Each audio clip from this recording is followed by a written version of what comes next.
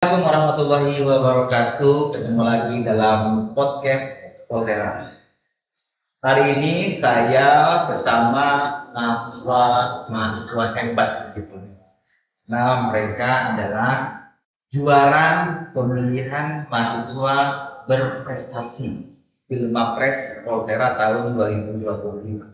Jadi kita kenalan dengan mereka, bagaimana mereka menyiapkan bahan presentasinya, alatnya dan segala macamnya. Nanti kita tanya-tanya dan ada kesulitan apa dalam proses inovasi dan sebelum itu. Apa yang melatar belakangi kamu ngambil judul itu sehingga kemudian diikutkan dalam Filmapres? Sebenarnya sih Pak, dikarenakan judul tersebut ada dalam praktikum mata kuliah saya. Jadi selama praktikum itu melakukan pengukuran secara manual. Dan untuk saya tanya ke dosen juga, di kerjaan itu juga melakukan pengukuran secara manual.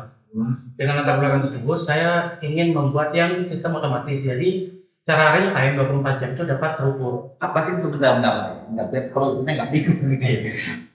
Alatmu itu berkaitan dengan apa dulu? Coba kamu jelaskan secara gambaran seperti apa? Baik Pak. Alat saya itu terkait dengan mengukur kebisingan secara 24 jam. Yang kebisingan apa ini? Kebisingan itu kebisingan baik secara mesin dan sebagainya. Mesin Bebas, mesin apapun yang ada di bengkel. Oke, lanjut. Karena kan standar kebisingan itu kan 85 desibel. Nah, jadi saya menetapkan pada alat ukur tersebut apabila melebihi 85 desibel itu akan membunyikan alarm. Jadi saya membuat alat tersebut yang pertama dikarenakan latar belakang saya yang prodi D4 teknologi rekayasa keselamatan K3, sehingga saya ingin menurunkan angka penyakit akibat kerja. Dikarenakan kebisingan sendiri itu merupakan suatu hal yang krusial, walaupun dampaknya tidak langsung, tapi dalam jangka panjang sangat berdampak pada pekerjaan. Dampaknya ke apa itu? Gesekan apa? Untuk yang dalam jangka dekat itu biasanya stres, dan untuk jangka panjangnya itu bisa hilangnya pendengaran karena harus sering tiap hari gitu ya. Jadi dengan latar belakang tersebut saya ingin membuat inovasi alat monitoring kebisingan dengan sensor tersebut yang dapat dipantau secara 24 jam. Berarti alat ini itu berkaitan dengan ketika kebisingan itu melampaui batas maksimal maka mati mesinnya. Bukan. Jadi begini Pak. Ketika batas maksimalnya kan saya tetapkan 85 desibel sesuai dengan standar yang ada di Indonesia. Ketika kebisingan mencapai 85 desibel ataupun lebih, itu alarm pada sensor tersebut akan nyala dan notifikasi pada operator itu akan muncul Pak. Sehingga operator dapat melakukan tindakan secara responsif. Berarti ketika sudah melebihi batas alarm sehingga kemudian nanti operatornya melakukan tindakan itu dilakukan secara real time. Tadi berbasis webnya gimana itu? Nah, berbasis webnya itu nanti saya akan koneksikan antara sensor tersebut dengan website yang dapat diakses. Ketika sensor tersebut mendeteksi kebisingan, datanya akan dikirim ke website dengan grafik dan rekam data harian. Mahasiswa Voltera bisa bikin gini ya. Idenya itu pertama karena di bengkel ya. Iya. Kemudian muncul ide seperti itu. Itu kamu buat sendiri? Untuk buat sendiri saya mungkin belum bisa, Pak. Jadi saya minta bantuan untuk dosen ya. Tapi kemudian dari ide itu kemudian dibuatlah inovasinya. Oke. Menarik. Nanti kita dalami lagi kawan-kawan. Oke, saya ke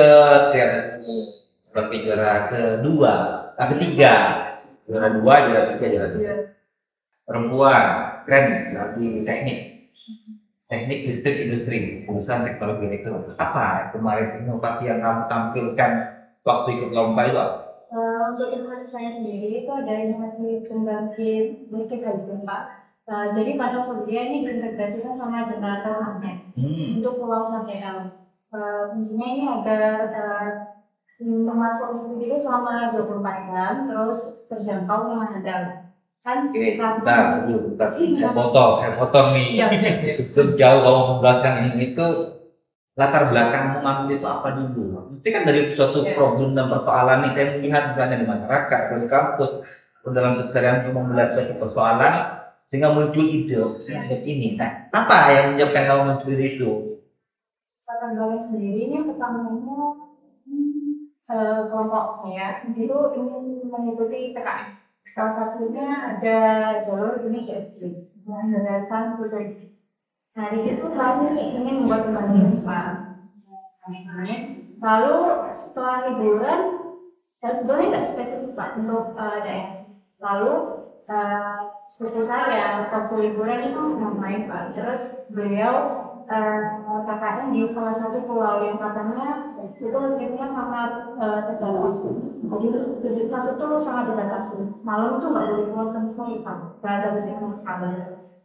Dari hal tersebut itu saya naikkan dengan ide saya yang di PKM ini kayaknya bagus gitu buat Pulau Sasel gitu Pak.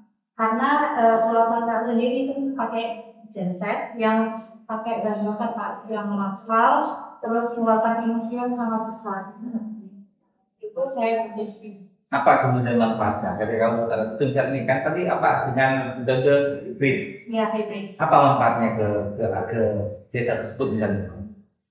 Untuk manfaatnya pasti bisa masuk listrik selama 24 jam ya Pak. Dan sendiri kan itu cuma bisa 8 sampai 9 jam. Jadi aktivitas kayak masyarakat itu nggak optimal. Namanya hanya malam hari aja gitu ya.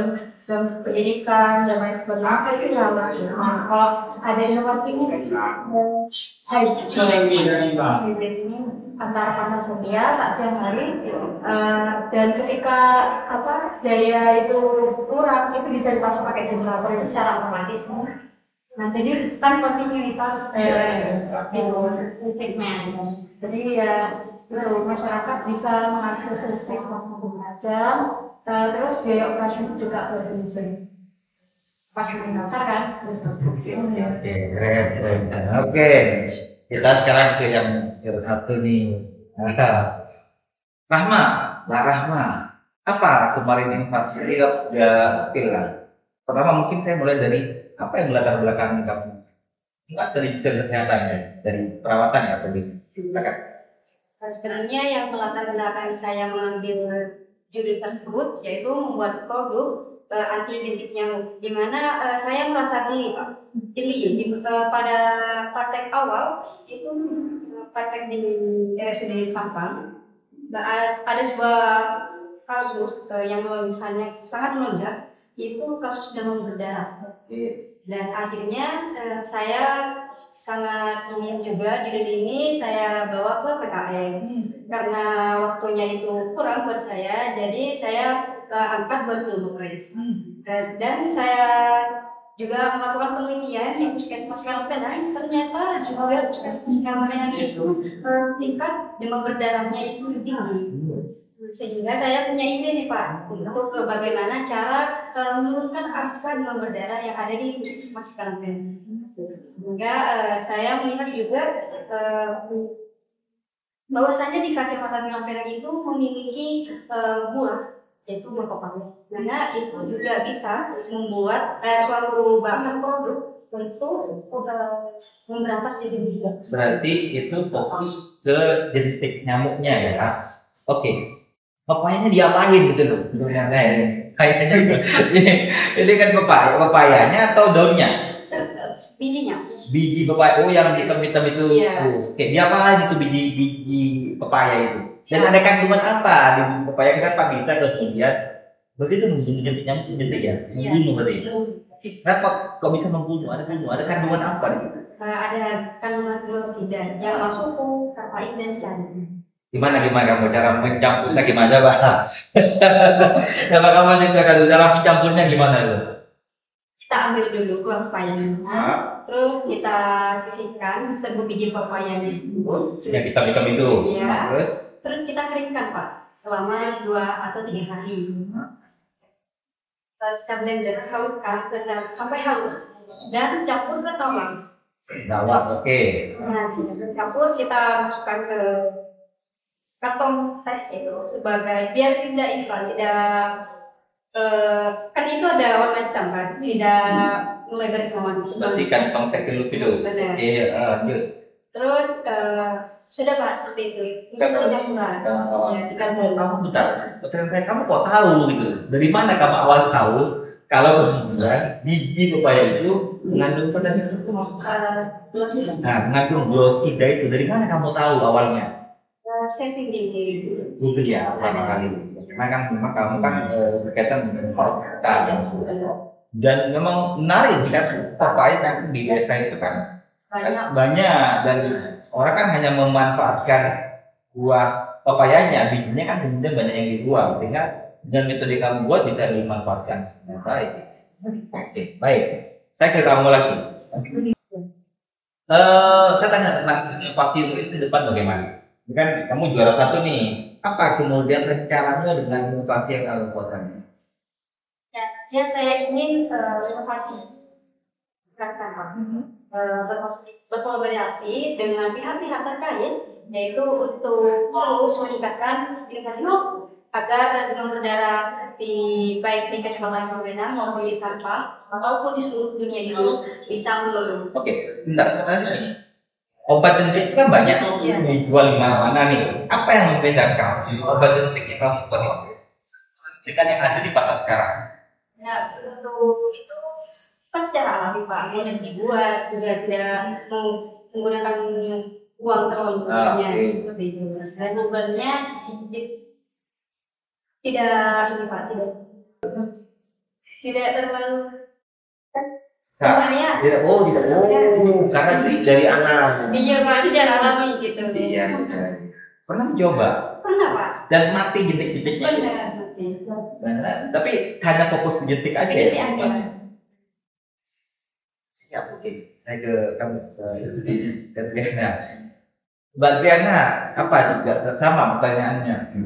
Apa yang akan kamu kembangkan dari inovasi yang kamu buat tadi? Untuk kedepannya ini tentu kan ini membangkit ya Pak, tidak sembarangan kan video orang lihat ini pasti atau yang bisa standar. Apalagi mau kita bawa ke PKMG ini kedepannya kan amin ya bisa sampai ke Dinas kan itu dalam presentasi itu makanya harus dilakukan riset sejak untuk apa efisiensinya, untuk apa untuk masyarakat itu memang benar-benar bisa diinformasikan nggak?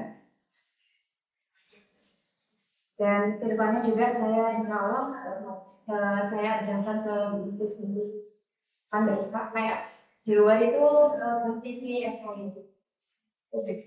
Oke, pertanyaannya berbeda ya daripada karena kamu ngambil teknik nih ya. Kan masih banyak orang kemudian berpandangan bahwa teknik itu dengan laki-laki. Ya. Ini menarik, kemudian kamu di teknik dan kamu prestasi. Gak mewakili yang teknik ya, khususnya di jurusan teknologi elektronik. Coba kasih gambaran sedikit saja kepada pemirsa bahwa perempuan tuh bisa teknik itu. Coba. Sebenarnya perempuan tuh bisa ya, asalkan punya kemauan. Apalagi mau belajar, terus gak usah takut. Intinya pengen taunya itu pokoknya ingin belajarnya lebih besar. Ini nggak ada masalah kira teknik kan? Nggak ada masalah kan? Ya sulit apapun kalau rasa ingin taunya lebih besar itu pasti bisa Pak. Ya, perempuan kelas di teknik itu ya. Oke, Nabil, Mas Nabil, apa juga rencana besarmu terkait dengan inovasi kamu?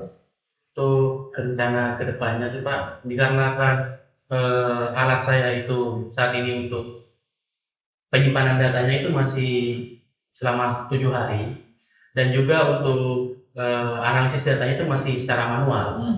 Jadi saya kedepannya ingin menambahkan AI untuk membaca data tersebut apabila ada suatu keanehan.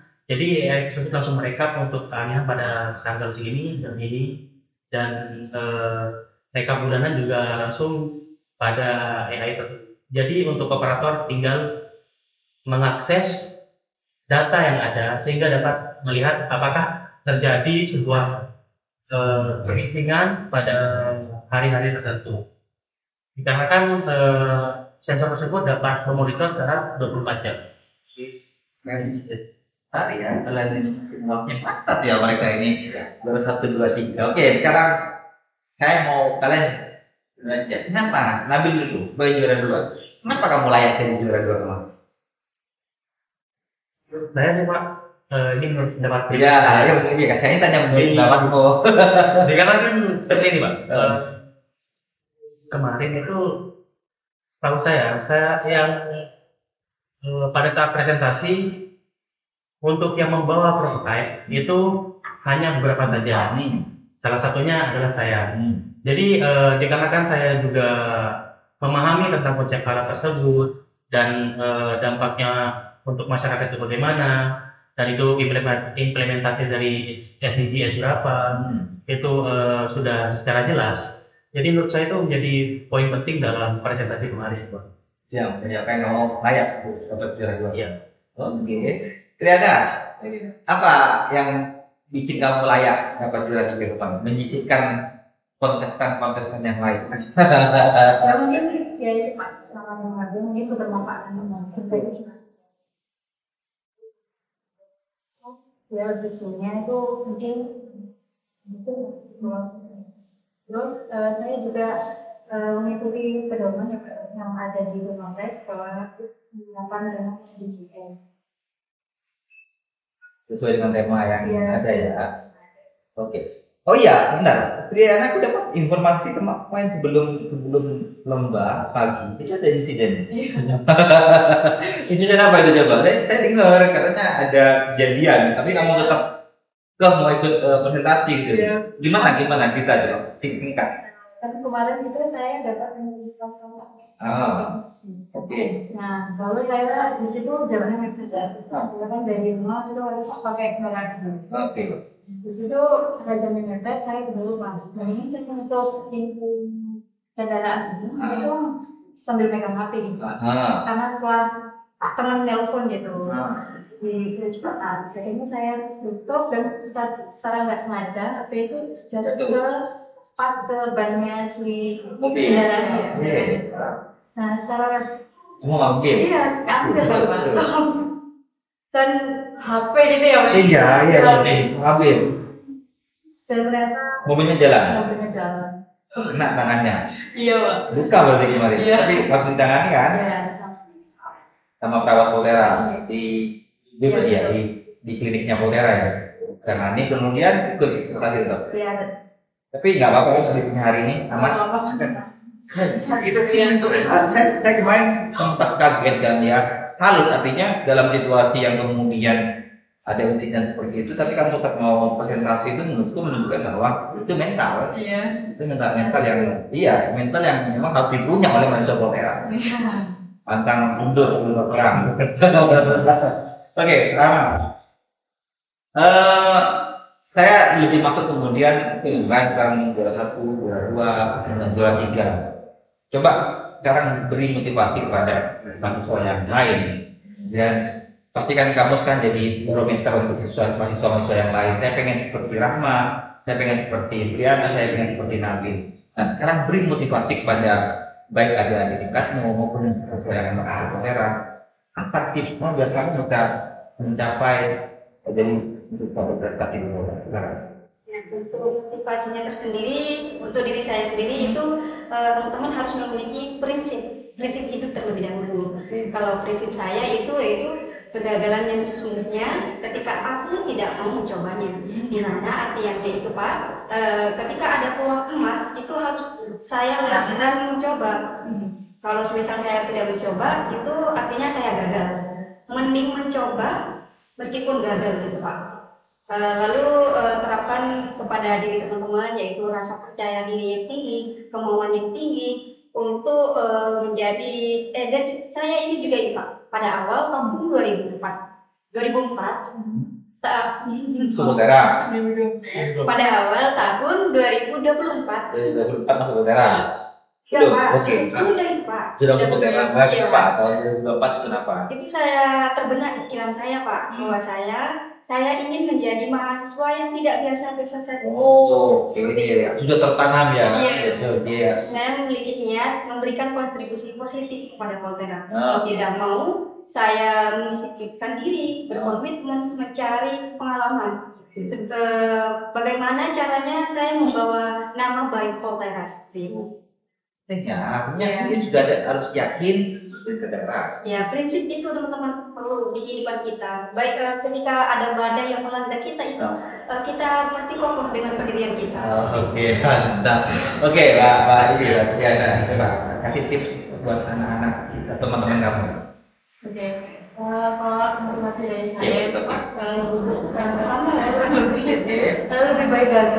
lebih baik gagal daripada nggak mencoba sama sekali. Sebenarnya kemarin pas ikut di Matas itu saya mencoba. Maju mundur, kenapa? Karena saya nggak yakin sama diri saya sendiri. Sudah ini, apa namanya? Iya dulu ya.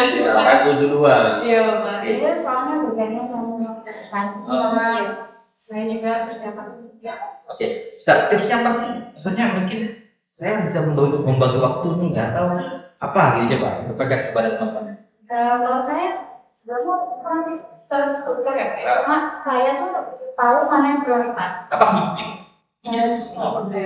Saya itu mau prioritas Mana yang penting, mana yang yang yang penting. Kan di sini saya kuliah MPR.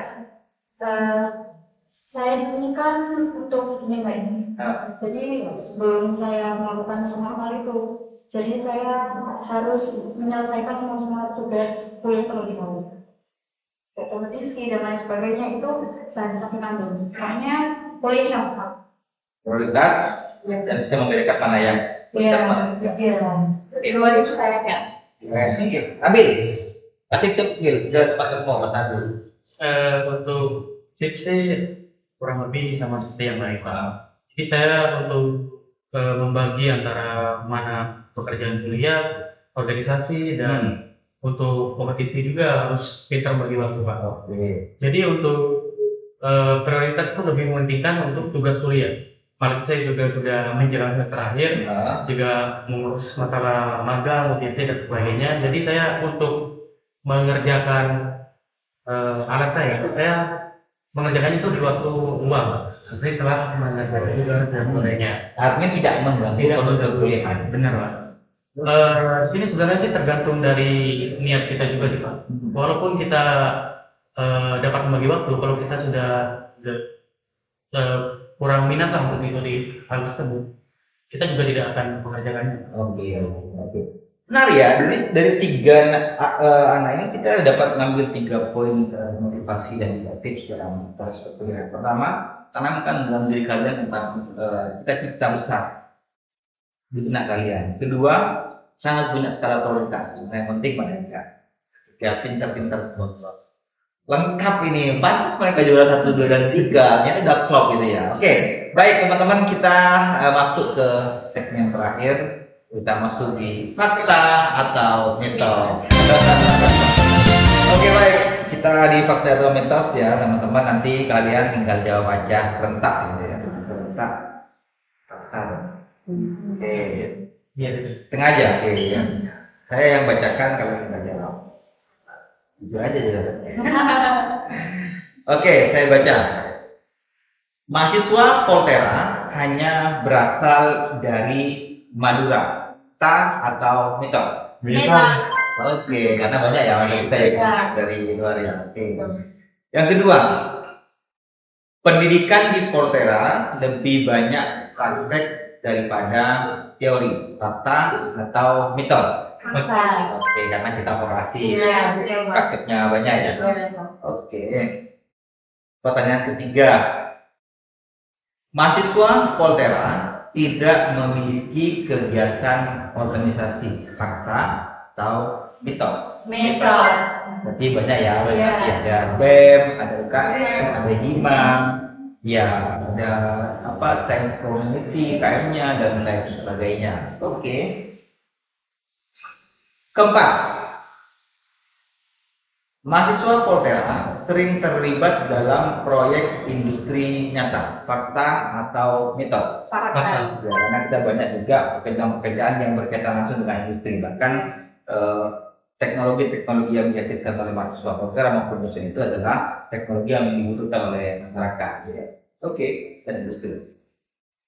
Kelima, lulusan Poltera sulit bersaing di dunia kerja. Fakta atau mitos? Ada kurikulum kita udah berbasis industri, jadi ya mesti membutuhkan lulusan Poltera. Keenam, mahasiswa Poltera wajib magang sebelum lulus. Fakta atau mitos? Fakta. Kalau yang teknik, OJT, industri, kalau yang kesehatan atau kedokteran itu nanti praktek di rumah sakit. Oke, ketujuh. Hanya jurusan teknik yang ada di Poltera. Fakta atau mitos? Mitos. Ada kata kata kita ada body, ada keperawatan dan opsi. Oke, 8 terakhir. Lulus dari Poltera bisa langsung menjadi entrepreneur. Fakta atau mitos? Fakta. Oke, karena kalian juga dibekali dengan mata kuliah kewirausahaan, kemudian memiliki keahlian, ya, sehingga kemudian ketika lulus bisa kamu memilih menjadi entrepreneur, ya, bisa bekerja sesuai dengan keahlian yang kalian. Oke, terima kasih teman-teman, keren hari ini diskusinya. Makasih Mbak Rahma, Mbak Triana, Mas Nabil, ya. Semoga kalian bisa memotivasi mahasiswa yang lain di Poltera maupun siswa-siswa nanti yang ingin masuk ke Poltera. Oke teman-teman, ya, ini podcast kita dengan siswa-siswa mahasiswa hebat di Poltera. Jadi buat kalian siswa SMA, ya, yang masih belum mendaftar atau belum diterima, kalian bisa ikut jalur mandiri prestasi, ya. Sedang dibuka mandiri prestasi sampai nanti tanggal 17 Juni 2025.